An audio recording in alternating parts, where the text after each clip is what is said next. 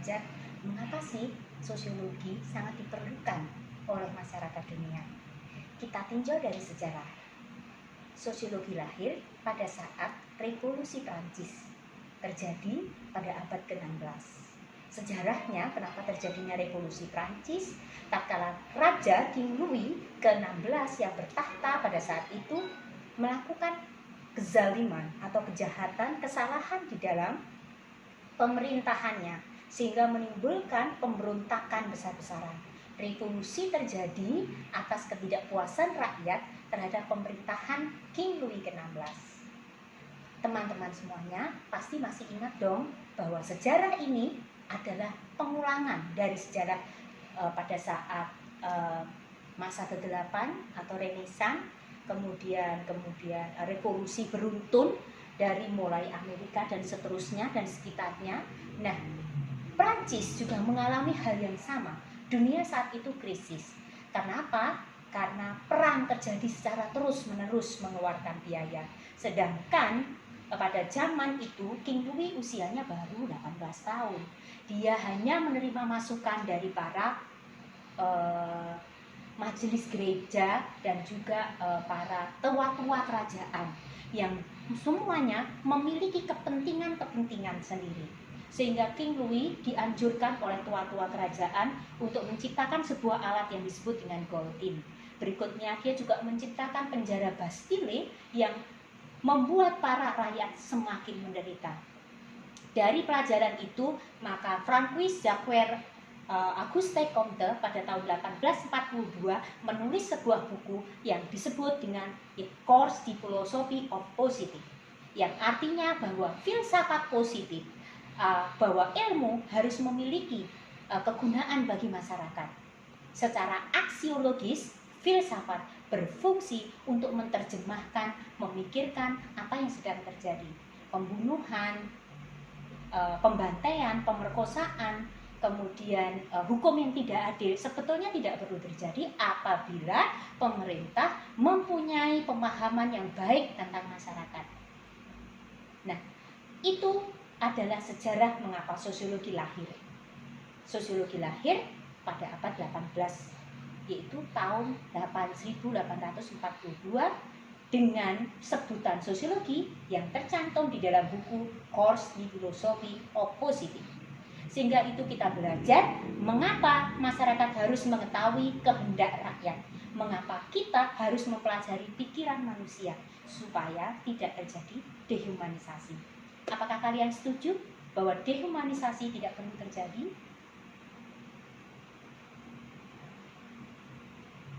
Ya, baik. Semua orang di dunia ini tidak ada yang setuju. Karena dehumanisasi melahirkan kengerian, tangisan, sedih, tragedi, trauma dalam hidup. Siapa yang hidupnya pengen tidak bahagia di dunia ini? Semua orang menginginkan kebahagiaan di dunia ini. Baik mereka yang mempunyai jabatan maupun mereka yang hanya rakyat biasa atau profesi-profesi yang ada di dunia. Semua menginginkan kebahagiaan karena semua orang ingin bermanfaat bagi orang lain. Oleh sebab itu kita belajar sosiologi. Demikian awalan kita untuk mempelajari sosiologi lebih lanjut. Manfaat teoritis sosiologi adalah membangun teori-teori yang akan digunakan sebagai pisau untuk menganalisa kondisi yang ada di dalam masyarakat. Kenapa sosiologi sampai sekarang tidak hadir pada saat terjadi dehumanisasi di bumi? Karena kebanyakan orang tidak memperhatikan atau tidak mengutamakan analisis sosiologi. Misalnya, contohnya, para pakar sudah mengatakan tentang bahaya bagi kita semua tidak mematuhi adanya hukum. Tetapi kadangkala hukum meninggalkan sosiologi, sehingga kita di dalam menciptakan hukum itu seringkali kita bias. Dan akibatnya apa yang dirancang selalu terjadi penyimpangan di dalam masyarakat. Nah, kita akan membangun regulasi yang harus melihat masyarakat sebagai sebuah sistem keseluruhan, sehingga tidak boleh kita mengesampingkan usulan-usulan atau saran-saran dari para sosiolog ini, karena mereka yang mempelajari tentang apa yang sedang dipikirkan manusia. Tujuan daripada sosiologi ada dua, yaitu secara teoritis dan secara praktis.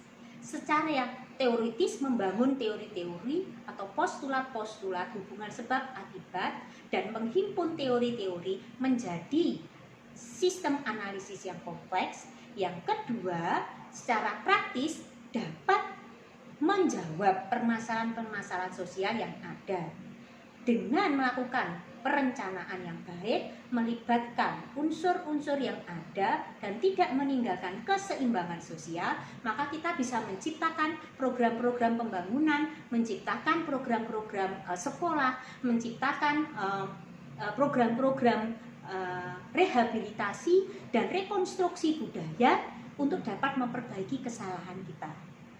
Sehingga dehumanisasi tidak boleh terjadi. Baiklah, kita akan membahas tentang ciri-ciri sosiologi. Kita sudah mengenal sejarah, mengapa kita semua harus belajar sosiologi untuk kehidupan yang lebih baik. Seseorang tidak boleh berkuasa sangat besar, seseorang tidak boleh melakukan kejahatan pada orang lain. Karena itu kita harus mempelajari pikiran-pikiran masyarakat atau pikiran-pikiran yang berkembang di dalam masyarakat supaya tidak terjadi apa yang disebut dengan perpecahan. Ciri-ciri sosiologi yang pertama adalah teoritis. Baiklah, apa yang dimaksud dengan teoritis? Sosiologi dibangun atas dasar sebab akibat.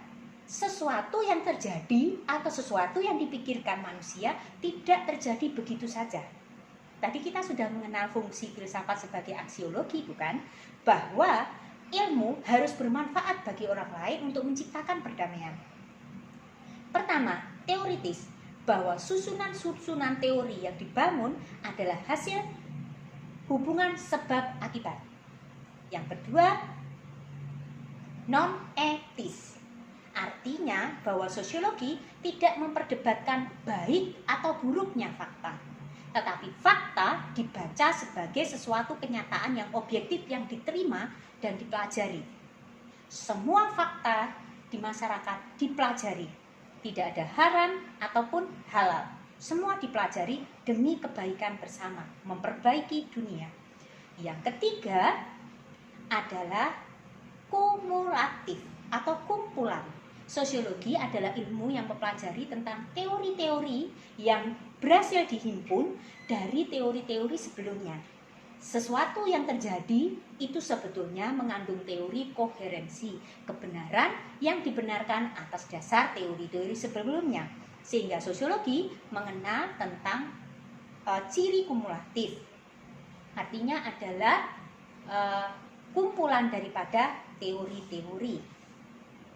Yang keempat, sosiologi selain teoritis, kemudian non-etis, dan kumulatif, satu lagi sosiologi itu adalah bersifat empiris.